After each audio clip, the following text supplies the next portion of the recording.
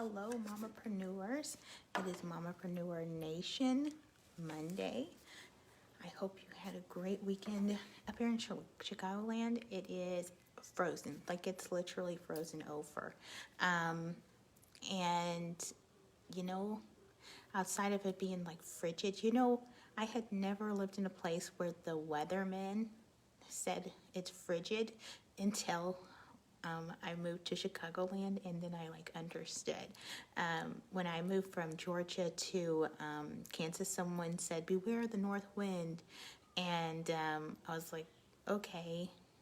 And I moved to Kansas. I was like, "Wow, this north wind is very powerful." And then I moved to Chicago. I was like, "Man, this north wind is powerful. It is frigid." But guys, who wants to talk about the weather when we can talk about storytelling to convert, right? Great leadway in, I think so, So we talked about storytelling not too long ago, probably like last month at the beginning of January. It was the first, storytelling was the first live that we did of the new year. So it was the second Monday in January. But I came back with some more because I'm still learning. Like I said, this is a year-long project where I am just going to dive into storytelling so I can get better at it, because I believe that storytelling is what connects us to our audience. So that's what I need to do. And I felt to introduce myself. I am Sharice of Sharice in Chicago.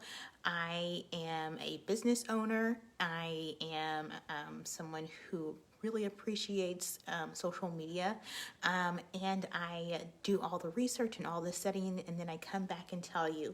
So I like to use Sharice in Chicago, the Facebook page, kind of like a back end of business. So on Instagram, if you follow me on Sharice in Chicago on Instagram, you're going to see all the things that I'm putting into place. So if you read my captions, you'll see storytelling. If you I'm working on the picture part, but if you read my captions, we're going to have storytelling in there, working on showing up every single day, working with hashtags and the algorithm and posting at the right times. All that happens on Instagram. But on the Facebook page, like right now, I just share what I'm doing to grow. And if you don't catch me live, usually the replays stay up for about a week on Sharice in Chicago Facebook page. And then on ShariceInChicago.com is where you can find all the resources. You can find the videos exactly how they are here.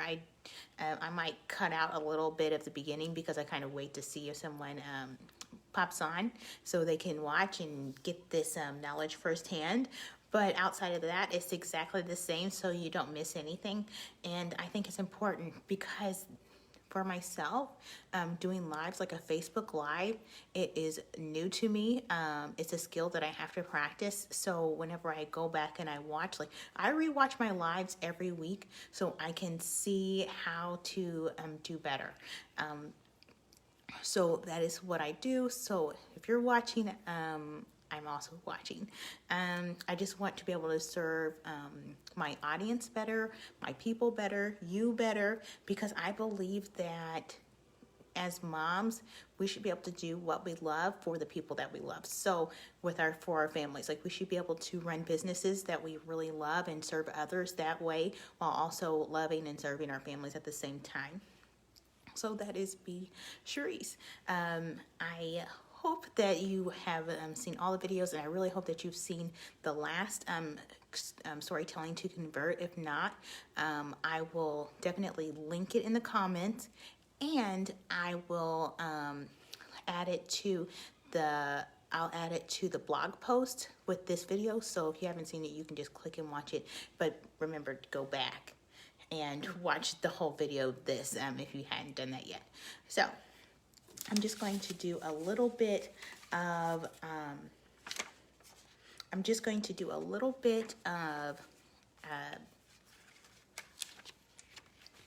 review. Forgot that word. Oops. I'm going to do a little bit of review so we can kind of catch up to the last, so we're not completely lost. I'll share what I have learned. So, in the first live of January, I had been studying storytelling, and I knew it was something that I need to improve on, because storytelling is how we connect to our audience. And it's important because our audience needs to know why they, why they should heed our instruction, or why they should listen to us. And that's why we have our captions. We have our captions so we can give a little bit more, because a picture is worth 1,000 words, but sometimes all the words aren't there in the picture. And if you have a captivating caption, and it really captures their attention in the beginning of the caption, they'll continue to read all the way through it. So you'll be able to tell even more than just what's in the that's in the photo, and they'll get to know you better, so we can create that know, like, and trust. I feel like I need to I say know, like, and trust every single live, and sometimes when I watch back my my lives myself, I kind of like, what am I supposed to have everybody know, like, and trust me? Am I supposed to try to get everyone into liking my page and becoming my audience? And that is not true. We are creating our target audience, and that's our tribe. Everyone is not our target audience. This is kind of like whenever a soda retailer like Coke or Pepsi, they're not marketing to someone who doesn't drink sodas. They're marketing to people that like sodas, and they enjoy like a fizzy sweet drink. And that is how they target their audience. For us, if I am marketing a sweet soda, I'm not going to market to someone who's doing keto. That they're not going to like it. We don't want to break their diet. That's not what we're trying to do. We're trying to find like-minded people for us to grow and do life with, and for us to give them a product that's going to make their life better, right? So that is what our target audience is. We're looking for our tribe, and that's what we're doing, like, know, like, and trust. So first, we want people to know who we are. We want them to be introduced to us. Second, we want them to decide if they're going to like us. And like does not mean that we just not like tacos. Like, everybody likes tacos. We're not trying to be a taco. We're trying to like, everyone's not going to like us, and that's okay. We're not in the business to be liked by everyone. We're in the business to create an audience that will connect with us. And also, if we have attracted people that don't really want to be in our tribe or in our circle, they're not going to help us algorithm-wise either.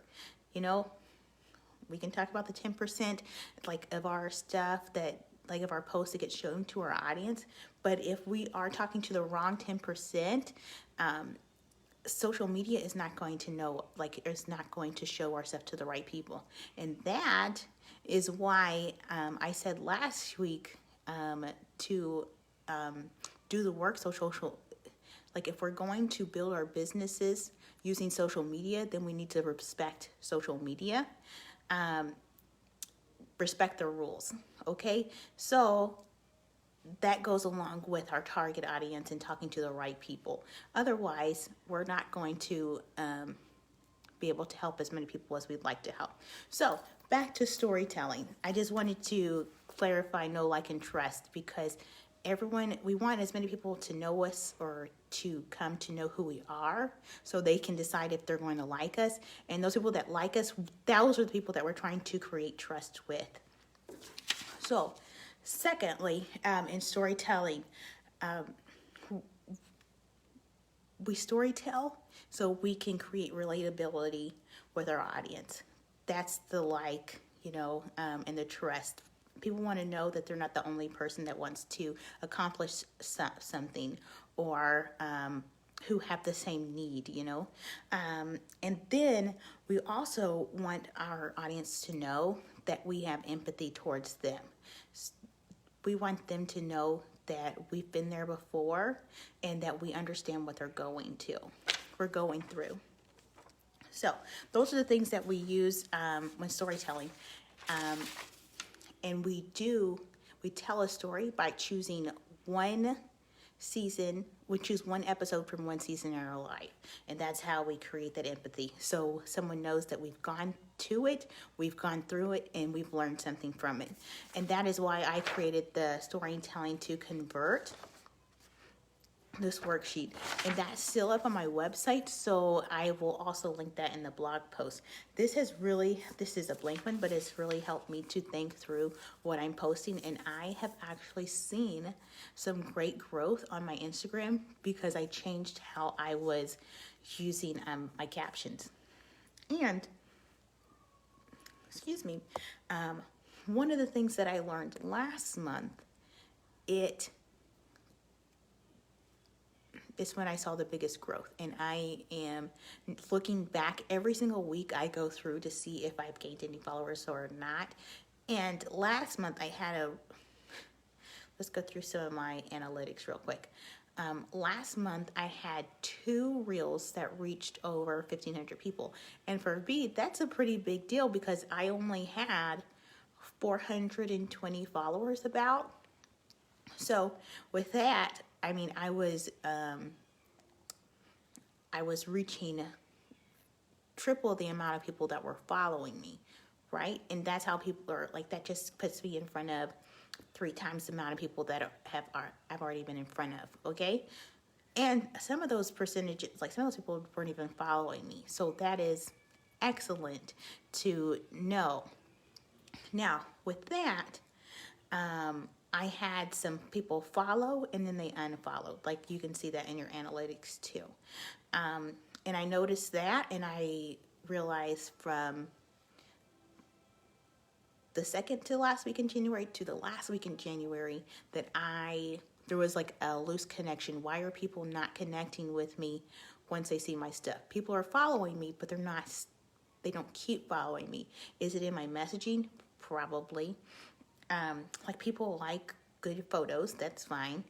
But maybe the photos aren't resonating with the people, with my audience or the audience that was seeing my information. So that was a second thing. And the third thing, maybe I wasn't consistent enough, but like I shared, I had only missed 2 or 3 postings in Instagram. So I didn't think it was that. So there was something missing, and I just decided that was my messaging because that's just where I started.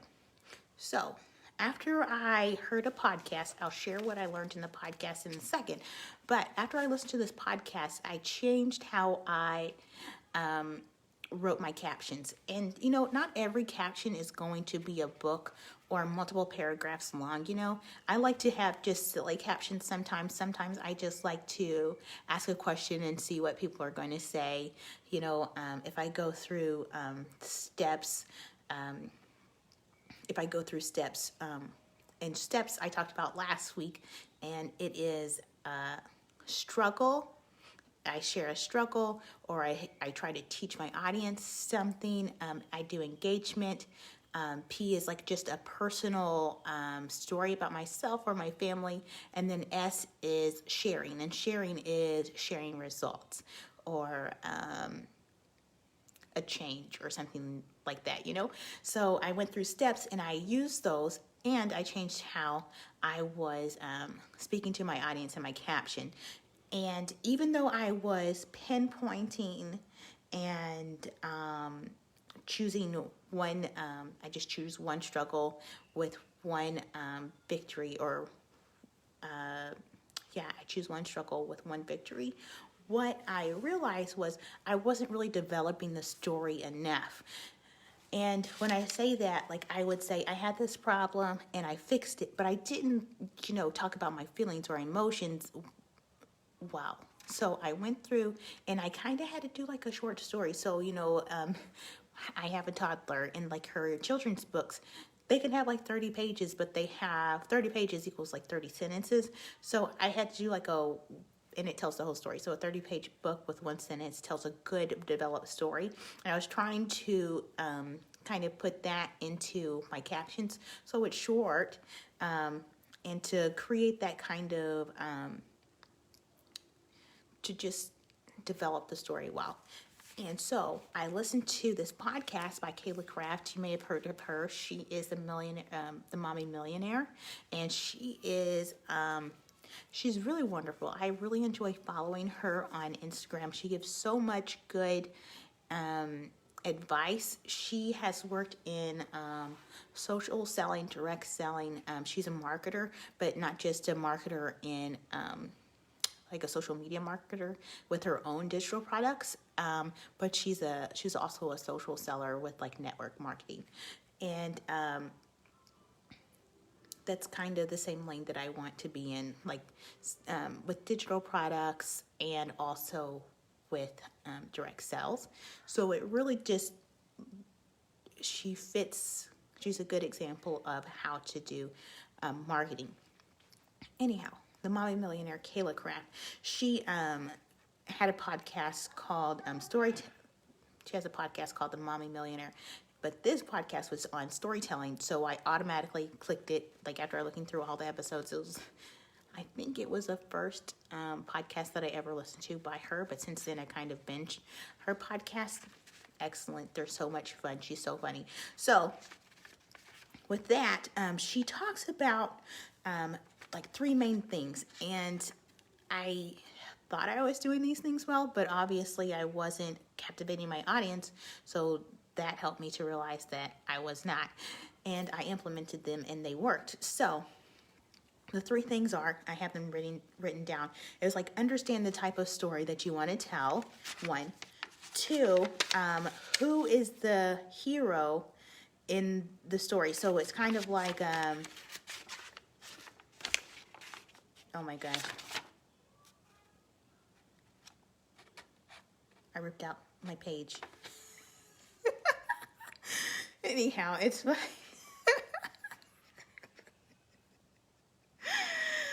Oh gosh, Charisse. That really just tickled me. Of course I would rip out my own page on this. Anyways, but I have it written again. So, 2 things. You want to understand the type of story that you're telling, and 2, you need to establish the storyline. So, who's going to be the hero in your story? Typically, you're going to be the hero in the story. I'm going to be the hero. Like in my stories, I'm going to be the hero in the story. In your stories, you'll be the hero in your story. Secondly, what's the obstacle that has come along that you need to figure out? So you get to the obstacle, and then the 3rd thing is the fork in the road. You have to make a decision if you're going to go this way or this way. And I would say typically in my stories, it's, do I want to quit or do I want to keep going? Especially in entrepreneurship and when I speak about entrepreneurship, because it's so easy to say, this isn't working, I'm going to stop. But whenever you keep pushing forward, that makes you a hero. And then at the last thing that you establish is the moral of the story. So with understanding the type of story, are you going to tell an origin story? I gave an origin story a couple of weeks ago. How did I get here and why did I stay is the name of that blog post. And I talk about my journey in entrepreneurship. Why did I start? Why did I choose to pursue entrepreneurship? And why do I keep going? What keeps pushing me to stay on the same road? There are lots of obstacles, so we could just keep talking and talking about that. But that is why we choose one season of our life and one episode of our life. So I'm putting all of it together, not just Kayla Kraft helping with storytelling, but also Maya Ellis. So, and how she talks and like how she teaches storytelling. I always think about Full House when I say seasons and episodes, because at the end of every episode of Full House, they give us the moral of the story. And I think that with what Kayla teaches, it really has broken down that whole thing. So not just just the episode. We're talking about the whole episode, not just the struggle and how we overcame the struggle, but we're talking about where exactly, what were we doing before the struggle? How did we know that we were in a struggle? And what did we have to choose? What did we choose? What choices did we have when we came to that point in our story? And then what did we learn? And that's when Uncle Joey comes in and he wraps everything up with us. He'll say, we were, let me think of, DJ wants to go to a party, and DJ is doing fine. She starts high school. She has come to the place where she wants to make new friends, and finally some girls, they want to hang out with her. But then she has to decide, is she going to sneak out to the party, or is she going to ask her dad and have the risk of her dad saying no? This is really more of a Stephanie story than a DJ story, because we all know DJ always had Kimmy Gibbler along, so she never really had a friend struggle. But Stephanie, she had Gia, and Gia was a friend that would make your hair turn white. Y'all moms, y'all know what I'm talking about. And then Stephanie would probably get caught because she made the wrong decision. But Uncle Joey would come in and tell her, we understand it was a hard choice, but you learned from it, and this is what you learned. Right? Doesn't that sound, if that isn't a Full House story, I know the series is over, but it could have been. That's what we're doing in our own life. So if that was you as a kid, talk about it. If this was you when you had to choose between changing direct selling companies, that's what you can do. Talk about like an internal struggle that you have in your business and how you're going to get over it, how you're going to get through it, or how you got through it. And this is also how you can establish steps. Whenever we're going to tell a story, we decide, are we going to talk about a struggle and be vulnerable? Are we going to teach our audience something? Are we going to engage with our audience? And engage means like ask a question or advice. Well, a question and advice in the in your caption, so your audience knows what they want. People love to give you their opinions, so we ask them their opinion on something, and they will engage with you at the bottom of or in the comments. So it's specific engagement, because we always hope people are going to comment on our post, right? That's the point. Social media is to be social, but it's just really being intentional about the engagement when you ask an engagement question or you do an engagement post. And then P, tell a personal story of yourself. You guys all know what that means. And then the last one is share results. So we tell a story in all those different things, but how we tell the story kind of changes with each category, and that's definitely something that I'm excited to work on and to share, and to hopefully do better at as the year goes on. Well, forever, to learn the skill and keep going and develop it really well. Like I say, I am not an expert. I just love to share what I'm doing because I'm sure there's someone else doing it. I'm not the first person to ever want to know how to tell storytelling or how to tell stories. But if I can help someone do that, that's what I want to do. Remember, we are not in business for ourselves. We're in business to help others. And so that is what I have learned. That's how I'm adding into storytelling in my captions, or even in my, sometimes I record a video and post it on Instagram. Telling a story verbally and telling a story in a caption, for me, it's very difficult. Like you don't get to, communication is like 55% of your actions, like what does your face look like, what's your body doing. That's 55% of communication. And whenever you tell that in a caption, it's hard to capture all of that. So saying I felt this way, or describing what the sky looked like or what kind of day you had, that really does change how your audience reads a caption and how they relate to you. Some of us have been in different, places in our lives where maybe we haven't experienced ourselves, but we've had a friend that's felt the same way as we're trying to convey in our captions, and that helps our audience relate to us more. So again, and I'm saying this now, I don't think I said all the things all the different types of stories that Kayla described in the podcast. I will be sure to link the podcast too. So already I'm linking the podcast. I'm linking storytelling to convert this little sheet to help us think through what we're going to post. And I'll also link the second live of the month to the story, to the blog post, so all of it is there. And I'll link next month's book, which I'll talk about in just a little bit. So types of stories, types of stories to share, or how to categorize your different types of stories. So we want to do an origin story, a vision, like share our vision for our business or for our family. And Kayla does an excellent job of that, and I really appreciate that because it helps build our belief, helps me build my belief.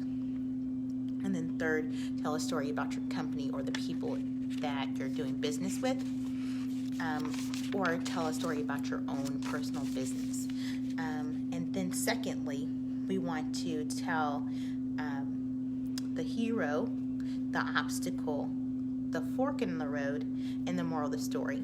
I think where I was getting caught up in storytelling is that I would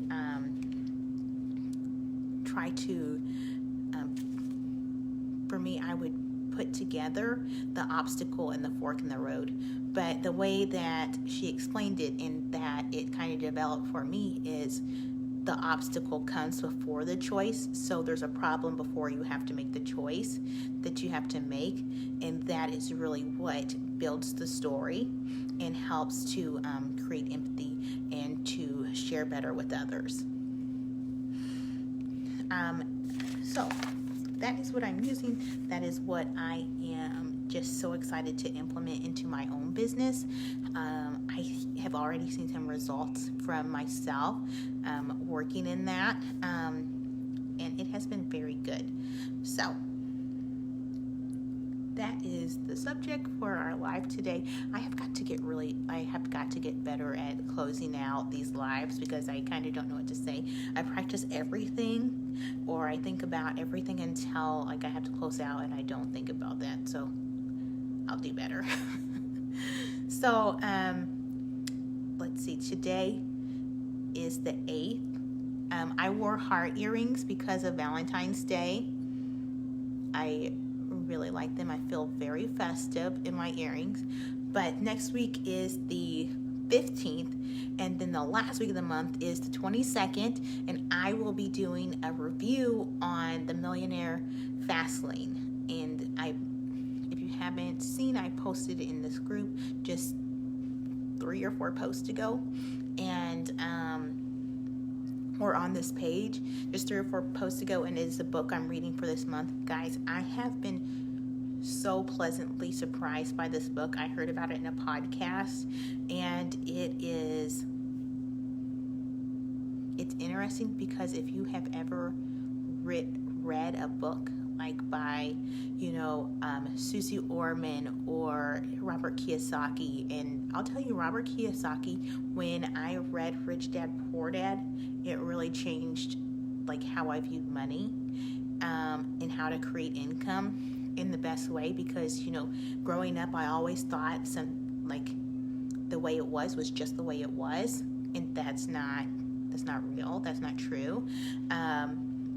So he challenges Susie Orman, he challenges Robert Kiyosaki, he challenges the things that Dave Ramsey teaches, not in a bad way. He doesn't say what they're teaching is wrong, but he's kind of like, take the next step, and it's kind of what they teach us in marketing with my direct sellings company, but it's just one more step. Like, it's a step forward, and it kind of develops the thought process around money and creating income, and it has really been eye-opening. I heard about this book on the podcast by Pat Flynn, Smart Passive Income. And Smart Passive Income was a podcast that I started to listen to when I was considering becoming an entrepreneur. I knew that I wanted to create passive income because I wanted to be able to spend more time with my family.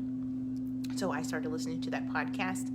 So a recent podcast was by Casanova.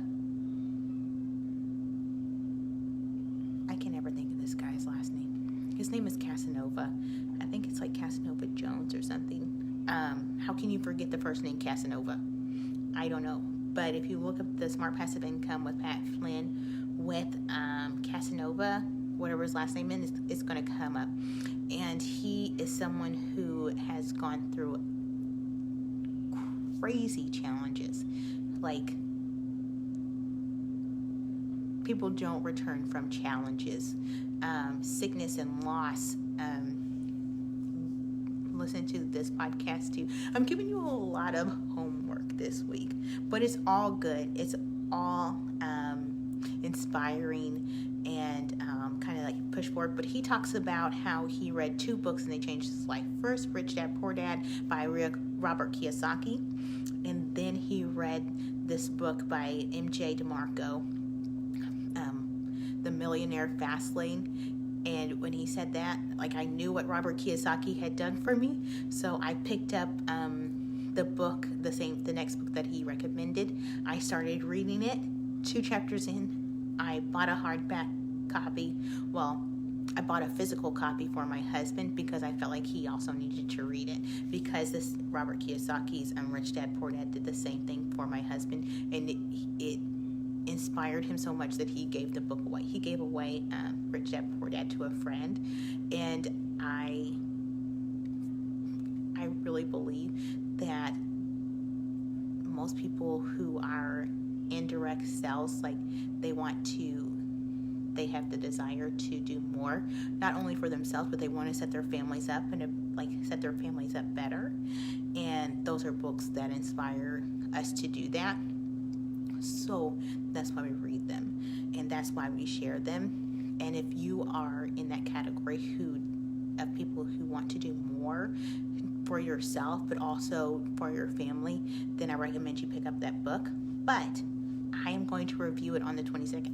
All of that to say, I'm going to review it on the 22nd, and I think that I don't know how many pages it is, but it's so good, I believe that you could finish it in these 2 weeks before the 22nd. Before I do, and then we can talk about it together on here, and that would just be the best. I could even pull you up on the camera if you wanted to, if you're into that, so I'm going to go over everything. I'm going to link again because I'm going to rewatch this video to remind myself of all the things that I have to link onto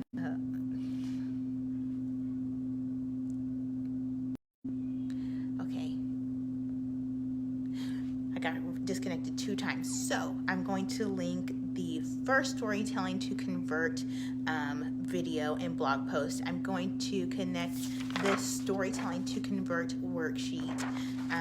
So it'll be in 2 different blog posts. I'm going to link the Kayla Kraft podcast, and I'm also going to link the Smart Passive Income with Pat Flynn with Casanova. I don't know his last name, but it will be on there. And I'm also going to link the book, The Millionaire Fast Lane. The name is a little bit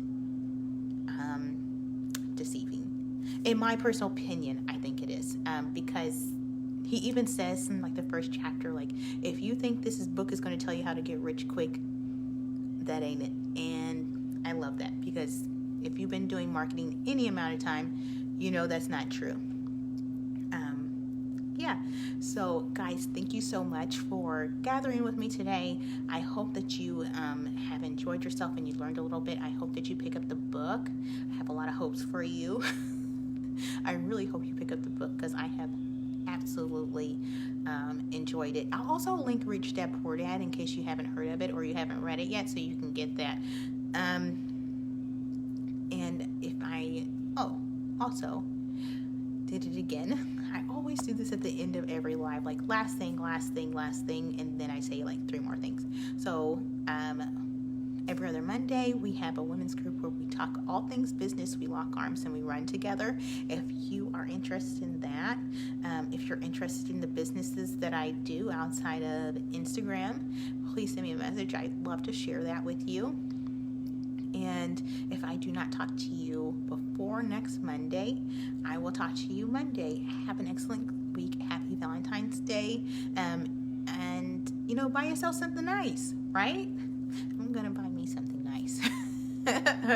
Probably flowers. I love them. Have a good week.